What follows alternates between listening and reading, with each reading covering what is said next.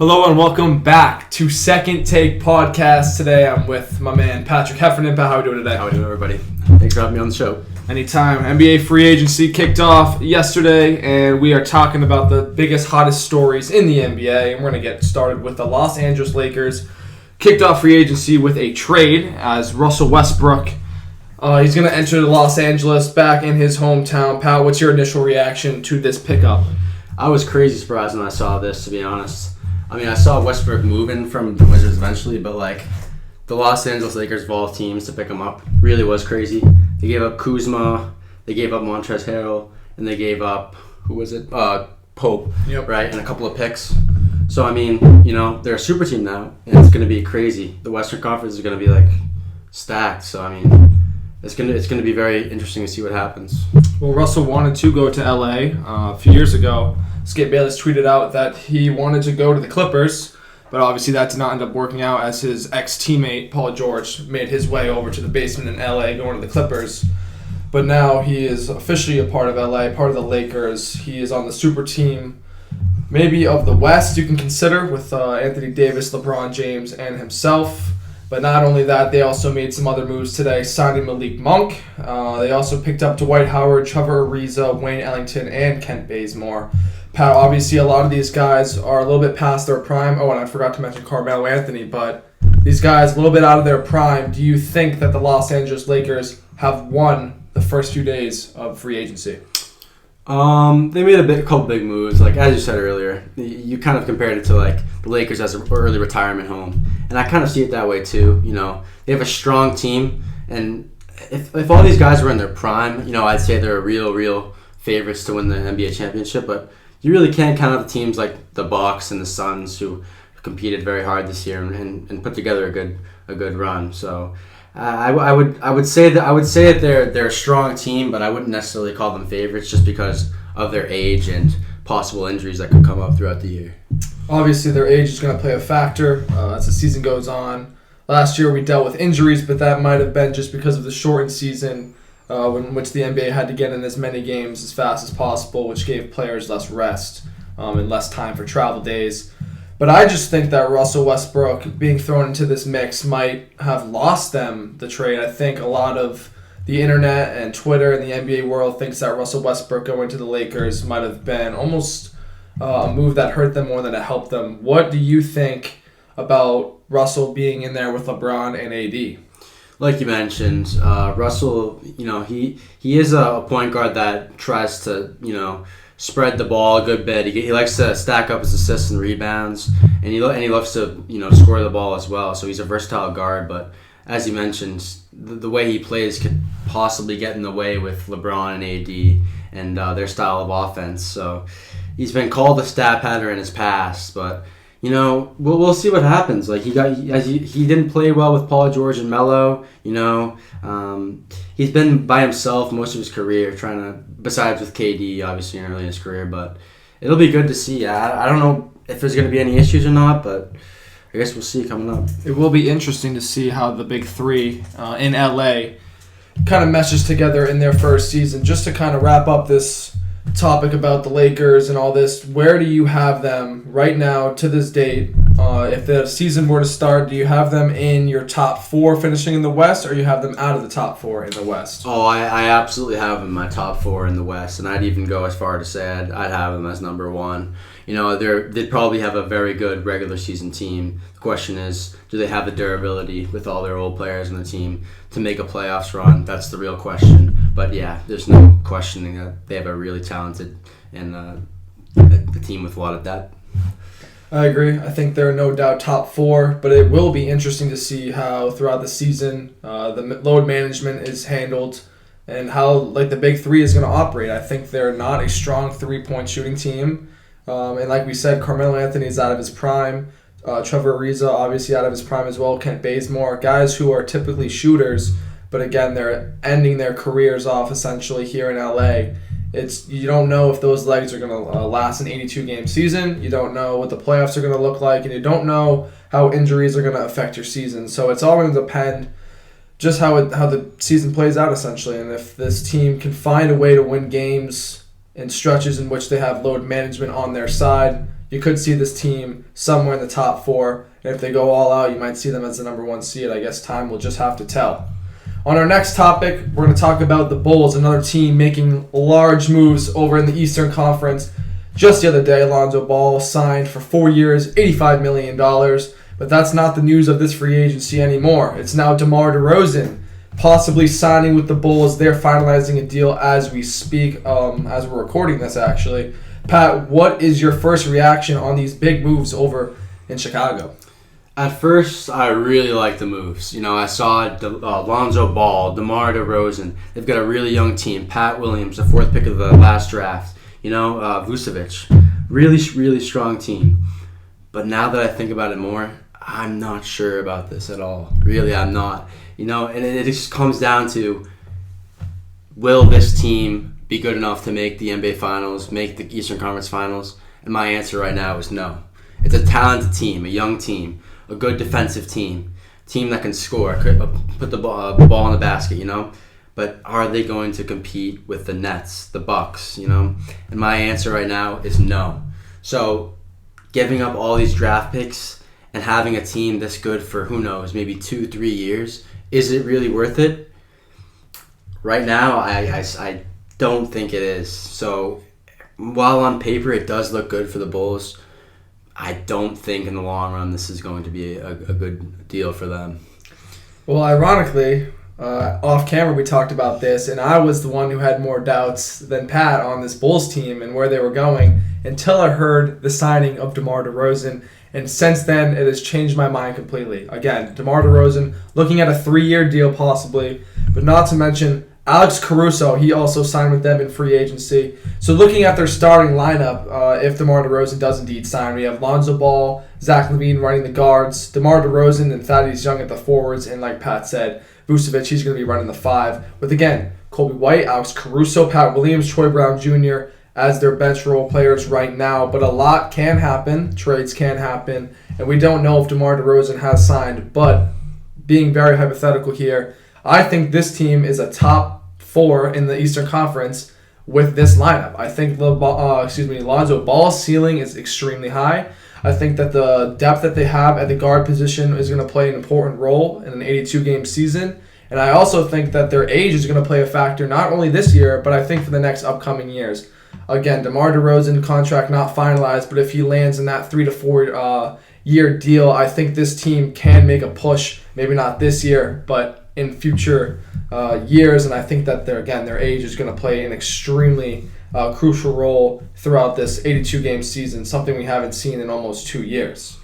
But I also kind of want to reiterate how the guards in this, not only this lineup, but in the Eastern Conference have affected the standings and how they're going to affect this year. Talking about the Heat and the 76ers, we got Duncan Robinson re-signing, Kyle Lowry going to the Heat.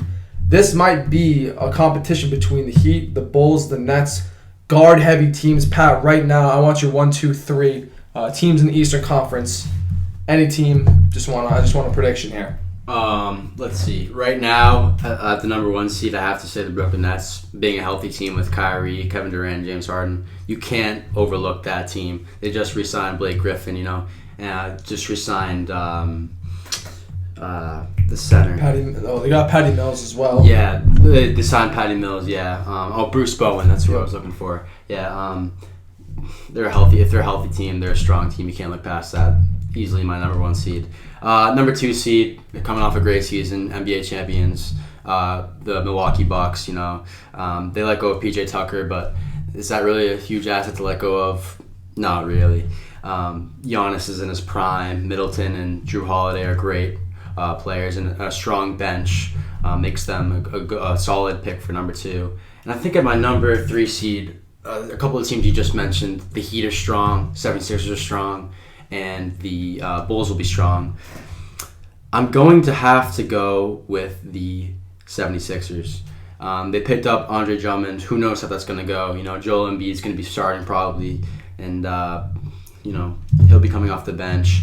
But when you look at the Heat, they just re-signed Duncan Robinson. They've got a strong guard-heavy team as well. Bam Adebayo, young player, is good, but I just don't think they have what it takes to be a top 3 regular season team. And I think that the Heat, or I mean the 76ers are, just above them a little bit in that bubble. I'm going to agree with the first. I'm going to go with the Nets as my number one. But this is where I switch it up. I'm going to have to go with the Heat at number two. I think that Jimmy Butler, again, he's kind of exiting his prime now, but with a young Bam Adebayo, with Kyle Lowry, who's a hungry guard, again, he wants to go back to the NBA Finals. I think this team's dangerous, and if they can stay healthy with a young core and Duncan Robinson as well as Tyler Hero, you never know. Again, the ceiling is the limit for this team. And you don't know how far this team can go, especially with a bunch of young players. So I got them at 2 right now. And again, I'm going to have the Bulls at number 3. I just like these teams that are running and gunning. They're young. And Zach LaVine is looking promising. So you never know with the Bulls team that could come together, mesh together. And at number 4, I'm going to have to put the Bucks just out of pure respect. Again, they're dangerous too. But I think that coming off a championship, you never know if there's going to be kind of a jet lag. You don't know how they're going to come out of the gates, and that does affect your season right off the jump. You got to try to get ahead in the standings, and if you don't, you never know what can happen. No, you just got to assume that these teams are just as hungry as Milwaukee to try to repeat. So yeah, I think the Milwaukee Bucks have a really good chance. Oh! Got something hot off the press, baby. Woj bomb. Free agent Kendrick Nunn has agreed to a 2-year deal with the Los Angeles Lakers. Huge. Unbelievable. And like you were saying earlier, the Lakers are making moves. I think this move makes them that much better overall as a team. Kendrick Nunn, going into his prime years, he's a great shooter. He's very versatile. He's a good defender as well, something the Lakers are going to need to obviously do. He's younger. He's someone that, like I said, he's entering his prime. He has a chance to kind of switch up the flow, the rotation of the Los Angeles Lakers. And I think this is a huge positive addition to their roster. Couldn't have said it better myself. And you never know, again, with this Lakers team, it seems like they're making moves constantly. I'm going to try to get this video out ASAP, but you never know. The Lakers could be making more moves right now. Could refresh Keep your eyes on a Woj bomb. Keep your eyes on a Woj bomb. All right, for our final topic today, we're going to be talking about the 76ers and where they are at in this free agency. They did today pick up Andre Drummond. As we know, Andre Drummond and Joel Embiid don't get along. I want your opinion on this double center move here in Philadelphia. It really is an interesting move for me. The Sixers last year, they struggled in the playoffs especially. They had a good lead going into the Atlanta series. They were playing well. They kind of just crumbled. Ben Simmons really just didn't play well at all. I don't really know the direction they're going in right now because Drummond, who knows? Will he be starting? Probably not. How many minutes will he be getting? Who knows? Joel Embiid's a superstar, MVP candidate. I just don't really know the direction this team's going in. I don't know if they're going to trade off Ben Simmons, use Andre Drummond as a trade piece for something bigger. But right now, I see them as, as I mentioned before, a 3 seed, a good team, an Eastern Conference, stud. But NBA Finals competitor? I don't think so. I really don't think so. I agree with your prediction. I think that this doesn't really do much to their roster or their chances of getting better or worse. I think it just puts them in a similar place. Andre Drummond arguably is just the worst version of Dwight Howard, in my opinion, with a less versatile offensive game, which sounds crazy, but Andre Drummond just isn't the typical big man in the NBA, and he doesn't shoot the ball well, he doesn't pass the ball well, he's just kind of there. I don't know, like you said, where this team is trying to head, what direction they're going in, because it seems like they need to improve their shooting, but they only add players who aren't good shooters. So that's something to note. And obviously, talking about not good shooting, we're going to talk about Ben Simmons. Pat, what's your opinion on what they should do with Ben Simmons right now? Let's see. I mean, he had a very, very troublesome playoff series, but I still think he's a really solid player. He's great at defense, perimeter defense, and I think he's good going to the hoop, but he's just lost his confidence during that series. And he's really at the downside of his career, his short career so far. But I don't think this is the time to trade him for the Sixers. He's still got a lot of potential. He's young. He's, 23, 24 probably only, maybe even younger than that. He was Rookie of the Year, Great player. Possibly put him into a package deal for someone like Damian Lillard or someone like C.J. McConnell, if they were to go with Portland, who have interest in him. But I don't think right now is the time to trade. Hold on to him for now. See how he does this season and in the playoffs, and see what happens, I guess. It sounded like Miami had interest in him prior to this week, but obviously with the signings that they've made in Kyle Lowry, that's kind of off the table. And it really just depends on what the 76ers are willing to receive for Ben Simmons. Obviously, he was the number one pick, and he has a very high ceiling potential if he can fix the more mental side of the game and free throws and shooting. And like everyone's saying, he doesn't have that drive for basketball, which makes you as a GM question if you want him on your roster. So it's what you're willing to give up if you're trying to get Ben Simmons, and if you're the 76ers, it's what's going to come in the door because, again, he is a really good player. He has a very hefty contract, and he's going to want, in the future, more money than what he's receiving right now. So it's just a difficult situation if you're Ben Simmons, and you got to prove yourself this offseason. Even if you stick with the 76ers, you have to show the league and the teams around you and even your own GM that you're worth keeping. So I guess my final question is, does any of the moves the 76ers made so far get them over the hump of not being able to kind of get it out of the Eastern Conference and make it to the NBA Finals? Very, very short answer here, Mark. No. Not a chance. They can't compete with the Bucks. They lost to the Hawks, for goodness sakes, in the semifinals, Eastern Conference semifinals. So I really don't see them as a competitive team. You know, a good regular season team. MVP candidate Joel Embiid will probably have another great season, and they've got a good team of shooters as well with Seth Curry and a couple of good bench players and Matisse Thybulle, but they're just not ready to take that get to that next level for me. No, I definitely agree with everything you just said, and I think that this team has a long way to go. But it obviously depends on the offseason and where it kind of takes us. And again, we're only 3 days into this free agency, so a lot of moves can be made. Exactly. We got a long ways to go. We're going to keep you updated here on Second Take Podcast, but that's going to wrap up our first episode of the NBA free agency off-season podcast. Pat, I want to thank you again for joining me. Thank you for having me. And that is going to wrap up here on Second Take. Until next time. Peace.